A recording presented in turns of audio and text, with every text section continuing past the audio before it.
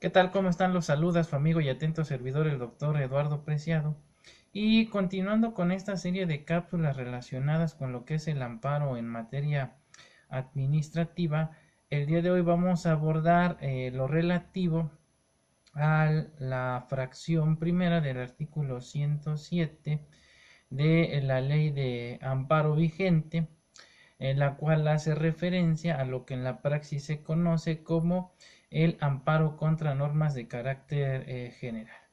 Bien, y en ese sentido es importante precisar que si bien es cierto,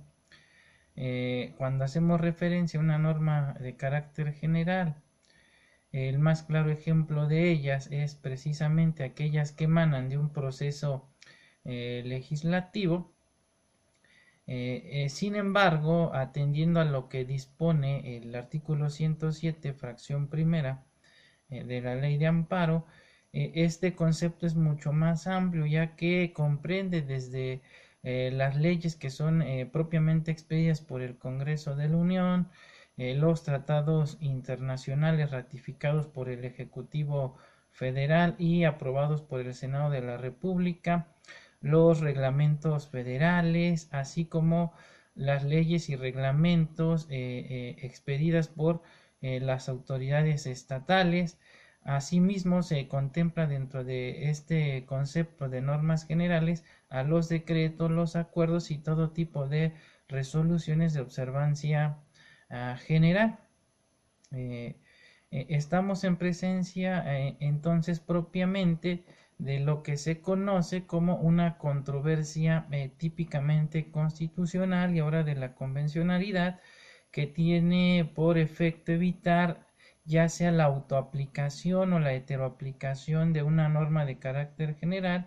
que se considera contraviene los derechos humanos reconocidos tanto en la Constitución Federal como en los tratados internacionales de la materia de los que México es parte. Entonces, en este sentido, el numeral en comento en forma expresa refiere que el amparo indirecto procede contra normas generales que por su sola entrada en vigor o con motivo del primer acto de aplicación causen perjuicio al quejoso. Entonces, lo anterior nos conlleva a preguntarnos qué entendemos por una norma de carácter general, ya que el precepto en referencia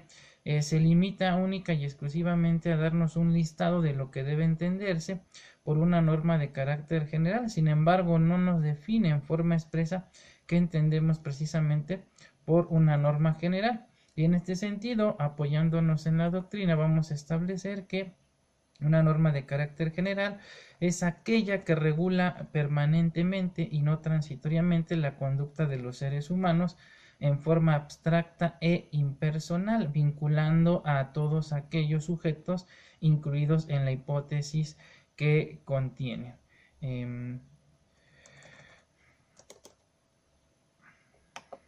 aclarado lo anterior, vamos a establecer entonces que, de acuerdo a lo que establece este numeral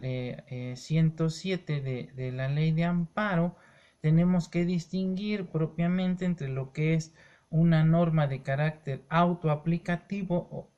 o de aplicación no condicionada, es decir, aquellas normas que por su sola entrada en vigor llegan a generar un perjuicio en contra de los gobernados, y lo que se conoce como las normas heteroaplicativas o de aplicación condicionada, que como su nombre lo indica, van a requerir de un primer acto de aplicación para que se pueda establecer que existe un agravio personal y directo en contra del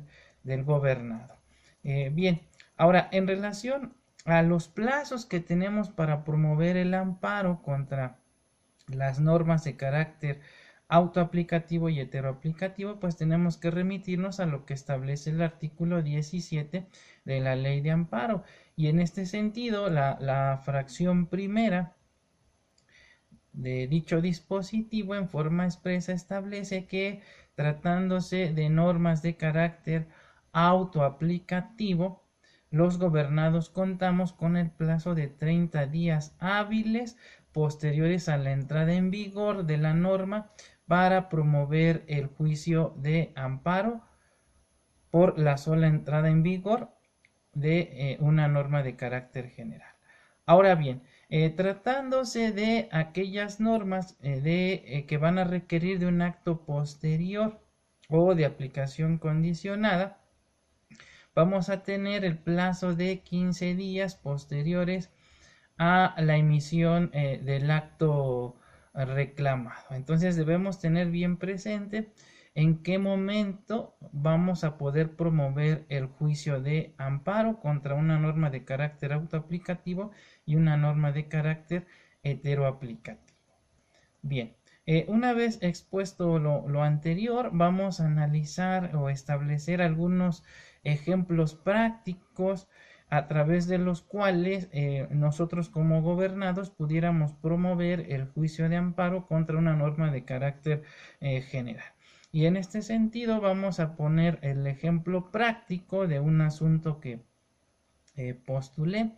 y que ya había hecho referencia en otras cápsulas en relación a lo que fue la expedición del reglamento de la Ley de Seguridad Privada para la Ciudad de México, donde el jefe de gobierno, invadiendo el principio de reserva de ley, es decir, la facultad exclusiva de la entonces Asamblea Legislativa del Distrito Federal y ahora de la Ciudad de México para normar en lo relativo a la materia de seguridad privada, pues extralimita en sus funciones y reduce el plazo de un año que las empresas prestadoras de servicios de seguridad privada tenían para cumplir con la obligación de aplicar exámenes toxicológicos a su personal, ya que el reglamento en comento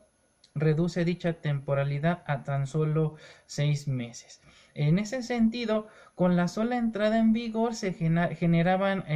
obligaciones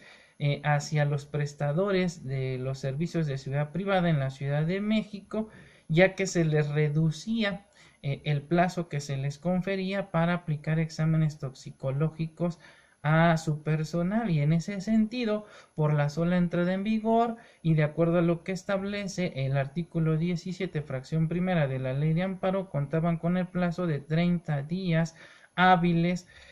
posteriores a la entrada en vigor de la norma general en comento para promover el juicio de amparo indirecto en materia administrativa. Sin embargo, estos también podían esperar al momento donde se dé el primer acto de aplicación por parte de la autoridad administrativa correspondiente, como pudiera ser el caso de que derivado de una visita por parte del personal de la Dirección General de Seguridad Privada de la Secretaría de Seguridad Pública de la Ciudad de México, llegar a la conclusión en su acta circunstanciada que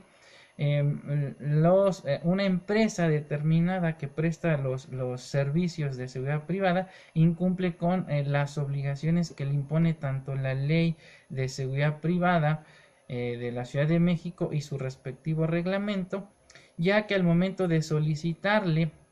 los exámenes toxicológicos correspondientes que le fueron practicados a su personal, se desprende que los mismos tienen una antigüedad de 8 meses, y en este sentido la autoridad llega a la conclusión de que contraviene el reglamento de seguridad privada y en este sentido le impone como sanción una sanción, una multa económica.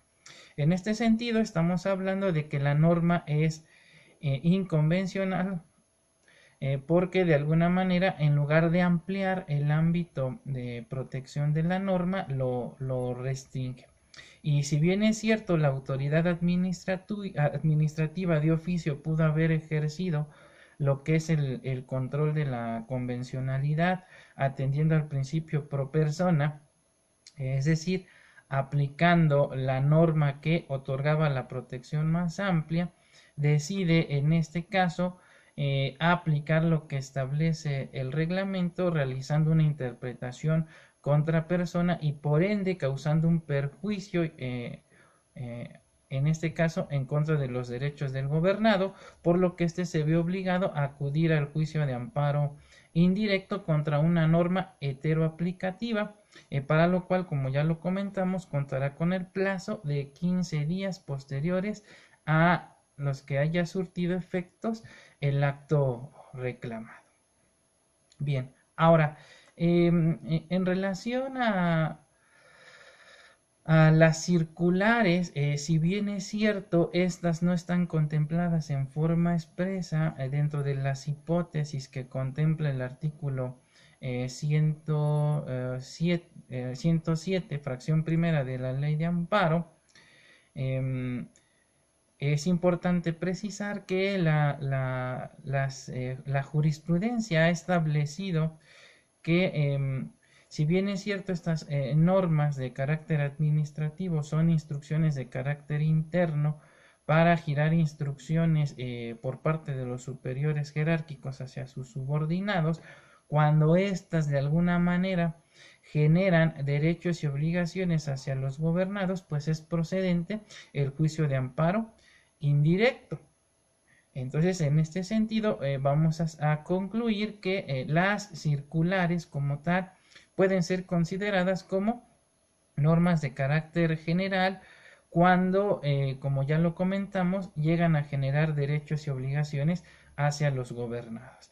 Finalmente, cabe comentar por cuanto hace a los denominados bandos municipales, pues no hay discusión alguna de que estos también son propiamente normas de carácter general, ya que van dirigidos a una colectividad y si bien es cierto se aplican dentro de una demarcación territorial determinada, materialmente son normas de carácter general. Consecuentemente, cuando éstas contravienen a la Constitución Federal o a los tratados internacionales en materia de derechos humanos de los que México es parte, procederá el juicio de amparo indirecto en materia administrativa. Pues bien, con esto estaríamos concluyendo la presente cápsula y continuaremos desarrollando las siguientes. Por ende, en la próxima cápsula estaremos analizando lo que sería el amparo indirecto contra actos de la administración pública o lo que se conoce en la jurisprudencia, en la doctrina, como actos materialmente administrativos. Agradezco su atención y nos vemos la próxima. Hasta pronto.